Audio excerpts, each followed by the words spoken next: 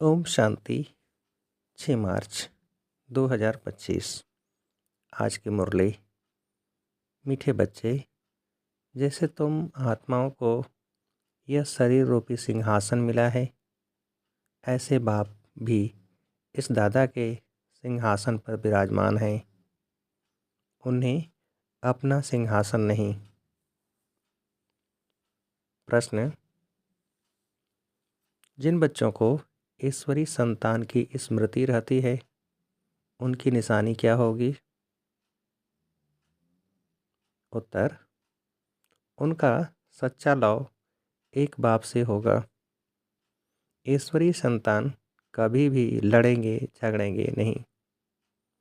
उनकी कुदृष्टि कभी नहीं हो सकती। जब ब्रह्मा कुमार कुमारी अर्थात बहन भाई बने तो गंदी दृष्टि जा नहीं सकती।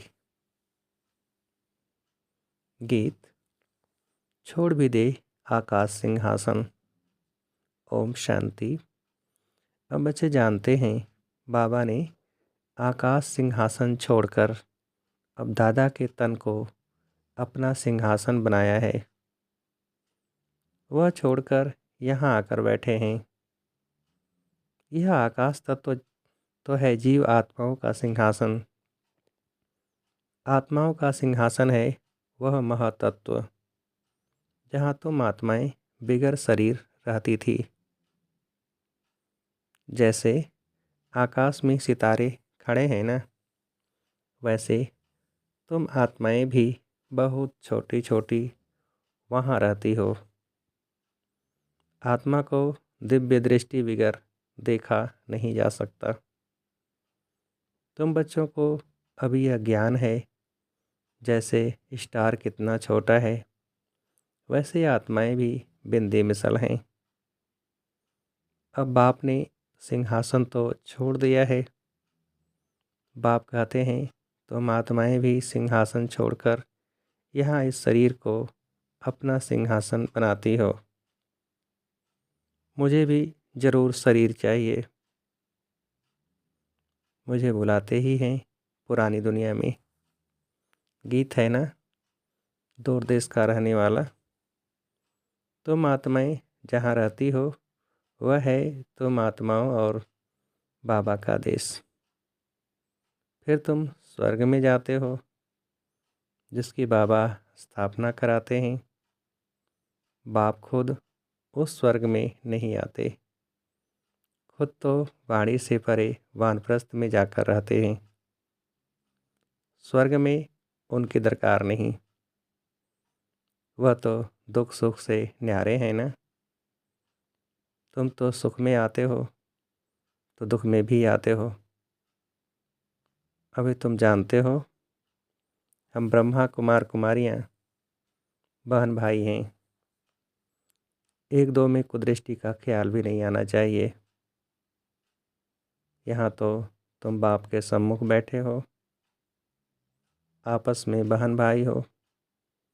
पवित्र रहने की युक्ति देखो कैसी है। यह बातें कोई शास्त्रों में नहीं हैं। सभी का बाबा एक है, तो सभी बच्चे हो गए ना। बच्चों को आपस में लड़ना झगड़ना भी नहीं चाहिए। इस समय तुम जानते हो, हम ईश्वरी संतान हैं। पहले आसुरी संतान थे, फिर अब संगम पर ईश्वरी संतान बने हैं। फिर सतयुग में दैवी संतान होंगे। यह चक्र का बच्चों को मालूम पड़ा है। तुम ब्रह्मा कुमार कुमारियाँ हो, फिर कभी कुदृष्टि जाएगी नहीं। सतयुग में कुदृष्टि होती नहीं। कुदृष्टि रावण राज्य में होती है। तुम बच्चों को सिवाय एक बाप के और कोई की याद नहीं रहनी चाहिए। सबसे जास्ती एक बाप से लव हो जाए। मेरा तो एक शिव बाबा, दूसरा न कोई। बाप कहते हैं, बच्चे अभी तुमको शिवालय में चलना है। शिव बाबा स्वर्ग की स्थापना कर रहे हैं। आधा कल्प रावण राज्य चला है, इससे दुर्गति को पाया है। रावण क्या है, उसको जलाते क्यों हैं, यह भी कोई नहीं जानते। शिव बाबा को भी नहीं जानते। जैसे देवियों को सजा करके पूजा करके डुबोते हैं, शिव बाबा का भी मिट्टी का लिंग बनाए पूजा आदि कर फिर मिट्टी मिट्टी में मिला देते हैं। वैसे रावण को भी बनाकर फिर जला देते हैं, समझते कुछ भी नहीं। कहते भी हैं अभी रावण राज्य है, राम राज्य स्थापन होना है। गांधी भी राम राज्य चाहते थे, तो इसका मतलब रावण राज्य है। जो बच्चे इस रावण राज्य में कामचिता पर बैठ जल गए थे, बाप आकर फिर से उन पर ज्ञान वर्षा करते हैं, सबका कल्याण करते हैं। जैसे सूखी ज़मीन पर बरसात पड़ने से घास निकल आता है ना, तुम्हारे पर भी ज्ञान की वर्षा न होने से कितने कंगाल बन गए थे। अभी फिर ज्ञान वर्षा होती है, जिससे तुम विश्व के मालिक बन जाएंगे। भल तुम बच्चे गृहस्थ व्यवहार में रहते हो, परंतु अंदर में बहुत खुशी रहनी चाहिए। जैसे कोई गरीब के बच्चे पढ़ते हैं तो पढ़ाई से बैरिस्टर आदि बन जाते हैं। वो भी बड़े बड़ों के साथ बैठते हैं, खाते पीते हैं। भीलनी की बात भी शास्त्रों में है ना। तुम बच्चे जानते हो, जिन्होंने सबसे जास्ती भक्ति की है वही सबसे जास्ती आकर ज्ञान लेंगे। सबसे जास्ती शुरू से लेकर तो हमने भक्ति की है, फिर हमको ही बाबा स्वर्ग में पहले पहले भेज देते हैं। यह है ज्ञान युक्त यथार्थ बात। बरोबर हम ही सो पूजे थे, फिर सो पुजारी बनते हैं, नीचे उतरते जाते हैं। बच्चों को सारा ज्ञान समझाया जाता है। इस समय यह सारी दुनिया नास्तिक है, बाप को नहीं जानते, नीति नीति कह देते हैं। आगे चलकर यह सन्यासी आदि सब आकर आस्तिक जरूर बनेंगे। कोई एक सन्यासी आ जाए तो भी उन पर सभी विश्वास थोड़े ही करेंगे, कहेंगे इन पर बीके ने जादू लगाया है। उनके चेले को गद्दी पर बिठाए उनको उड़ा देंगे। ऐसे बहुत सन्यासी तुम्हारे पास आए हैं, फिर गुम हो जाते हैं। यह है बड़ा वंडरफुल ड्रामा। अभी तुम बच्चे आदि से लेकर अंत तक सब जानते हो। तुम्हारे में भी नंबरवार पुरुषार्थ अनुसार धारण कर सकते हैं। बाप के पास सारा ज्ञान है, तुम्हारे पास भी होना चाहिए। दिन प्रतिदिन कितने सेंटर्स खोलते रहते हैं। बच्चों को बहुत रहमदिल बनना है। बाप कहते हैं अपने ऊपर भी रहमदिल बनो, बेरहमी नहीं बनो। अपने ऊपर रहम करना है कैसे, वह भी समझाते रहते हैं। बाप को याद कर पतित से पावन बनना है, फिर कभी पतित बनने का पुरुषार्थ नहीं करना है। दृष्टि बड़ी अच्छी चाहिए। हम ब्राह्मण ईश्वरी संतान हैं। ईश्वर ने हमको एडाप्ट किया है ना। अब मनुष्य से देवता बनना है। पहले सूक्ष्मोतनवासी फरिश्ता बनेंगे, अभी तुम फरिश्ते बन रहे हो। सूक्ष्मोतन का भी राज बच्चों को समझाया है। यहाँ है टाकी, सूक्ष्मतन में है मूवी, मूल वतन में है साइलेंस। सूक्ष्मतन है फरिश्तों का। जैसे घोस्ट को छाया का शरीर होता है ना, आत्मा को शरीर नहीं मिलता है तो भटकती रहती है, उनको घोस्ट कहा जाता है। उनको इन आँखों से भी देख सकते हैं। यह फिर हैं सूक्ष्मतनवासी फरिश्ते। ये सब बातें बहुत समझने की हैं। मूल वतन, सूक्ष्म वतन, स्थूल वतन, इनका तुमको ज्ञान है। चलते फिरते बुद्धि में ये सारा ज्ञान रहना चाहिए। हम असल मूल वतन के रहवासी हैं। अभी हम वहाँ जाएंगे वाया सूक्ष्म वतन। बाबा सूक्ष्म वतन इस समय ही रचते हैं। पहले सूक्ष्म फिर स्थूल चाहिए। अभी यह है संगम युग। इनको ईश्वरी युग कहेंगे, उनको दैवी युग कहेंगे। तुम बच्चों को कितनी खुशी होनी चाहिए। कुदृष्टि जाती है फिर ऊंच पद पा न सकें। अभी तुम ब्राह्मण ब्राह्मणियाँ हो ना, फिर घर जाने से भूल नहीं जाना चाहिए। तुम संग दोष में आकर भूल जाते हो। तुम हंस ईश्वरी संतान हो। तुम्हारे किसी में भी आंतरिक रग नहीं जानी चाहिए। अगर रग जाती है तो कहेंगे मोह की बंदरी। तुम्हारा धंधा ही है सबको पावन बनाना। तुम हो विश्व को स्वर्ग बनाने वाले। कहाँ वह रावण की आसुरी संतान, कहाँ तुम ईश्वरी संतान। तुम बच्चों को अपनी अवस्था एक रस बनाने के लिए सब कुछ देखते हुए जैसे कि देखते ही नहीं हैं, यह अभ्यास करना है। इसमें बुद्धि को एक रस रखना हिम्मत की बात है। परफेक्ट होने में मेहनत लगती है। संपूर्ण बनने में टाइम चाहिए।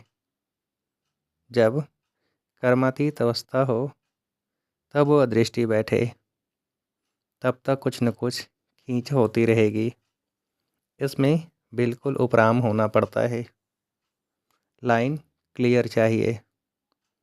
देखते हुए जैसे तुम देखते ही नहीं हो, ऐसा अभ्यास जिसका होगा वही ऊंच पद पाएंगे। अभी वह अवस्था थोड़े ही है। सन्यासी तो इन बातों को समझते भी नहीं हैं। यहाँ तो बड़ी मेहनत लगती है। तुम जानते हो हम भी इस पुरानी दुनिया का सन्यास कर बैठे हैं। बस हमको तो अब स्वीट साइलेंस होम में जाना है। और कोई की बुद्धि में नहीं है जितना तुम्हारी बुद्धि में है। तुम ही जानते हो अब वापस जाना है। शिव भगवान आज भी है। वह पतित पावन लिबरेटर गाइड है। कृष्ण कोई गाइड नहीं। इस समय तुम भी सबको रास्ता बताना सीखते हो। इसलिए तुम्हारा नाम पांडव रखा है। तुम पांडवों की सेना है। अभी तुम देही अभिमानी बने हो। जानते हो अब वापस जाना है। यह पुराना शरीर छोड़ना है। सर्प का मिसाल, भ्रमरी का मिसाल, यह सब हैं तुम्हारे इस समय के। तुम अभी प्रैक्टिकल में हो, वह तो यह धंधा कर न सके। तुम जानते हो यह कब्रिस्तान है, अब फिर परिस्तान बनना है। तुम्हारे लिए सब दिन लकी हैं। तुम बच्चे सदैव लकी हो। गुरुवार के दिन बच्चों को स्कूल में बिठाते हैं। यह रस्म चली आती है। तुमको अभी वृक्षपति पढ़ाते हैं। यह बृहस्पति की दशा तुम्हारी जन्म जन्मांतर चलती है।